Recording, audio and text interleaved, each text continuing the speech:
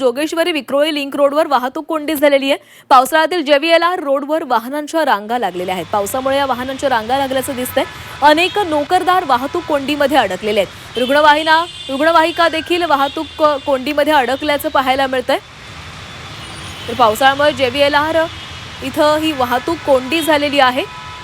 पावसाचा रस्ते वाहतुकीला मोठा फटका बसलेला आहे। रुग्णवाहिका देखील या वाहतूक कोंडीमध्ये अडकलेल्या आहेत।